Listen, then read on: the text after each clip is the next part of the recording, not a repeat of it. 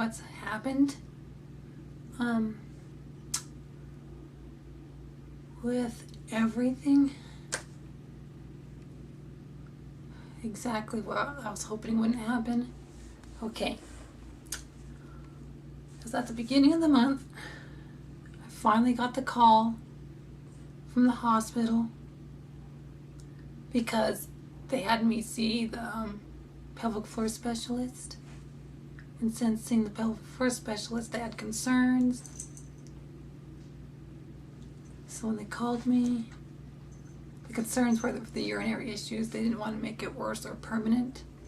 So they finally postponed my surgery to a later date. It's now, instead of, it was supposed to have been Monday, but it's now October 25th. They're wanting it in September, so they put me on the cancellation list. So if something comes up, I'm in, because they're trying to get me in sooner so I don't delay the surgery as long as, because they don't want to really delay it any further than it needs to.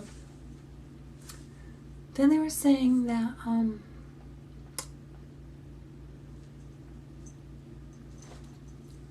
that they would leave me to deal with my emotions that come with rescheduling gender confirming surgery. Which what happened is I broke down hard. When I say hard, I mean hard. To where I knew I needed support at that moment in time. So, someone I know from the support group, when I brought up the topic about surgery, they were saying, multiple people are saying, if I need anything, just let them know. So she was the one that came to my mind. I texted her. She called me.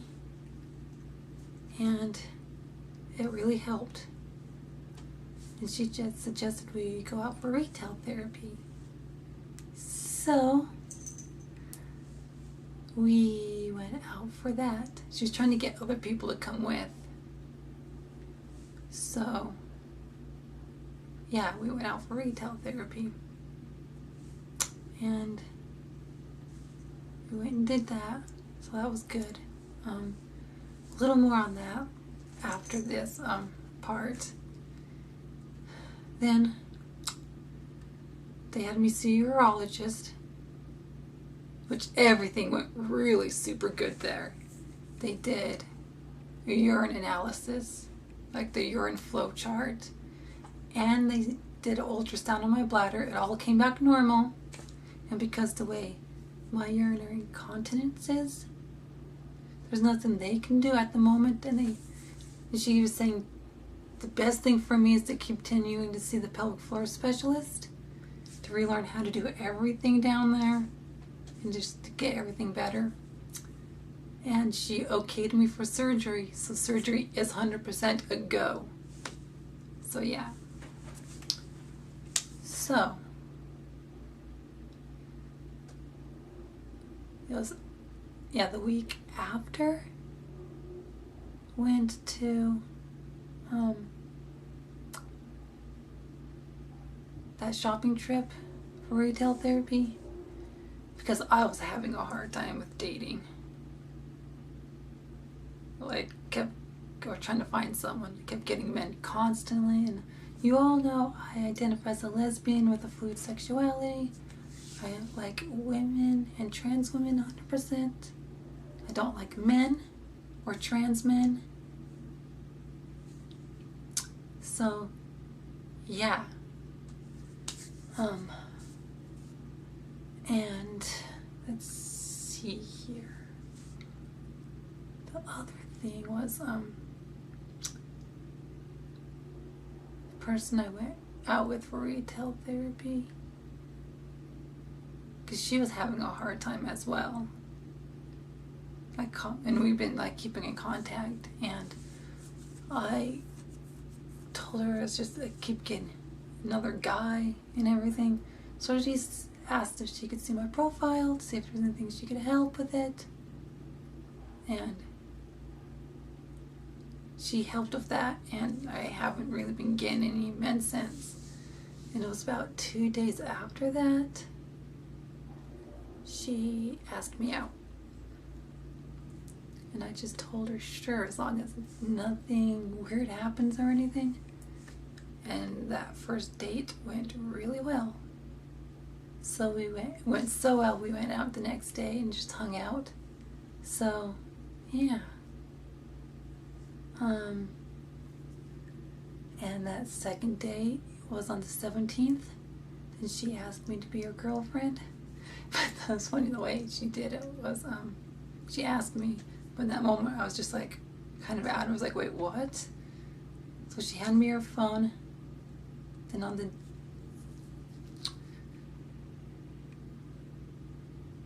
website, she put dating, my username, and had me choose if I wanted to say yes or no that way. So I clicked okay, and she handed me her phone back and made sure she had no dating apps on her phone. And so we're dating now, and she's, well, don't really want to go into details, but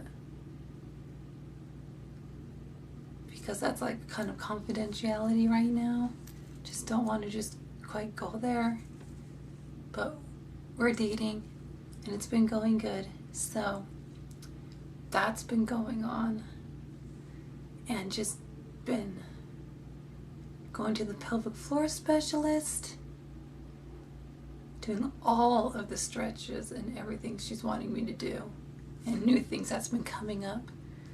That she's saying she doesn't want me to do anything that's going to cause like any discomfort in any way, like dysphoria or physically. And one thing, the most recent thing she's wanting me to do, because I wear the Leo Lines underwear from Etsy, her shop, Leo Lines. It's kind of like a compression garment, the way it's designed. Well, the pelvic floor specialist was wanting me to go at least 2 hours a day, or a time that works best for me, without wearing underwear, to help relax the muscles and air things out. So she suggested it'd be better at night just to wear a long flowy nightgown and not wear underwear during the night, and that could help with it, to get all the muscles. It's because the pelvic floor isn't like cohering with each other. It's like right through here and down where the perineal muscle is, the pelvic floor and all that. It's not like cohering with each other, and everything's, it's been tight, and back here as well and everything. So I'm just trying to get everything loosened, to relax everything, and to alleviate the urinary leakage of any kind, and to have to do urge suppression as well. So fun stuff. We're trying to get this better by like 50% is what they're wanting, at least by 50% or more. And the urologist said she doesn't want to put me on any prescriptions yet, but after my surgery she wants to put me on a prescription for 1 year, because during that time, because the way my condition is, my bladder could be confused and can cause issues. So I'll be on a prescription for 1 year until everything is healed and normalized there, and then I'll be off that prescription from 1 year from my surgery. Hopefully everything gets better in that area. But surgery, yes, it's still a go. I'm just haven't heard back from them yet, if my surgery will be in September or if it's still going to stay in October 25th. Because depending on when my surgery will be officially, if it's in September, then that would make my post-op appointments where it's going to land. So, yeah. And she prescribed 2 prescriptions that I have to use for the aftercare for surgery, which I've only picked up 1 set of those 2 prescriptions. That's 7 days worth. So I need to go pick up more. The thing is, that prescription was really expensive. One of them was like $900 and some odd dollars. Pretty much. I was like, holy crap, at least my insurance covered it, both prescriptions. And I only had to pay about $5 out of pocket for the copay on my end. So that was good. So I just need to go pick up another week's worth. Because I'm not sure how many days it is I'm supposed to use. I think it's 2 to 3 weeks or something like that.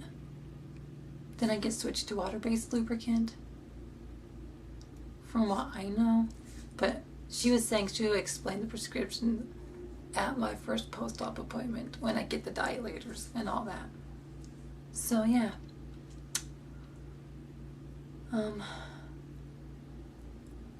Which is all good. So at least a good thing came out of this situation. That I was able to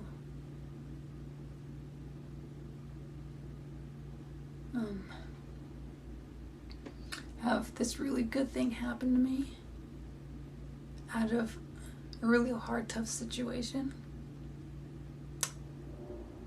And I'm really happy about that. And yeah.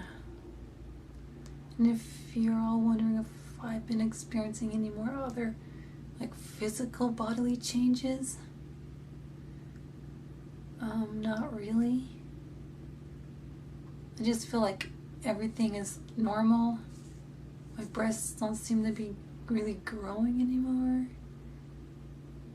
And other bodily changes isn't really happening. So I think my physical changes are pretty much done. So yeah. And anything else that comes to mind? Well, let's see.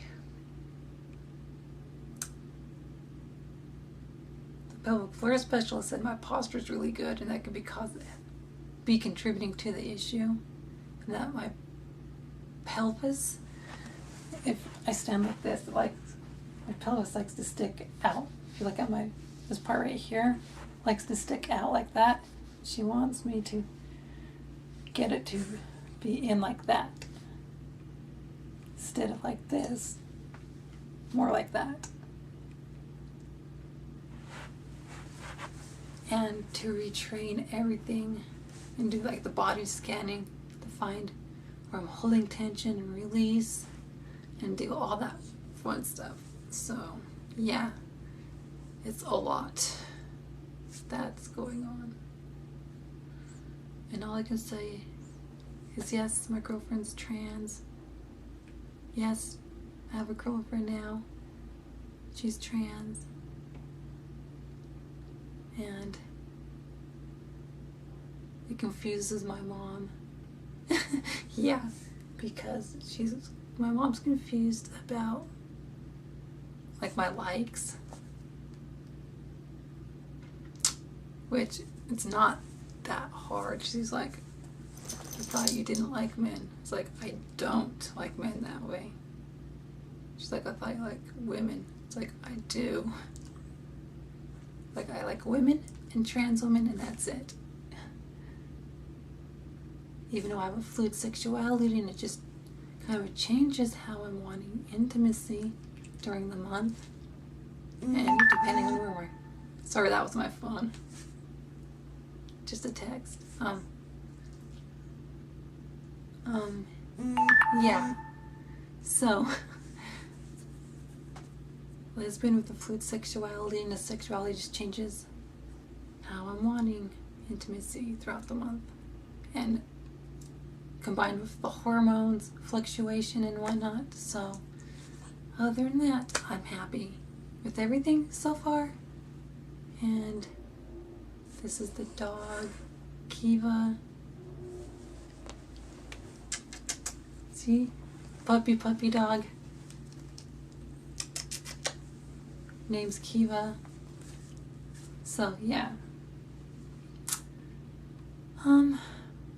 That's pretty much it. Except Monday night, Tuesday morning, I kind of just broke down the way I was feeling because with my girlfriend now, it's just, it's hard to explain, but that like spiritual, like energy, physical, like that connection, we just connected in a way it's never happened to both of us before. And it's really hard to explain, but it feels, for me, it feels right. And I've never had this feeling this strongly before with anyone. And it's just, because when I came home from being with her, I just broke down. Because it just feels right being with her. And it's really, and because of my Asperger's, when I feel emotions, I feel it. I like really feel it. So, yeah, it sucks when I feel it. So, other than that, I'm happy. Doing the best I can with some of the anxieties I'm still going through a little bit and whatnot. I'm just really trying to do my best through all this. Not trying to get my own dysphoria. Trying to not let it get bad. Because it sucks that my surgery was postponed and it's just causing a lot of dysphoria and whatnot. But because of it, I'm getting better health care for that aftercare of surgery. And I have a girlfriend now because of all that. And yeah. So things work out the way they're supposed to work out when they work out. So I believe things happen when they're supposed to happen in their own time. So other than that, please comment, rate, and subscribe. And until my next video, comment, rate, and subscribe, and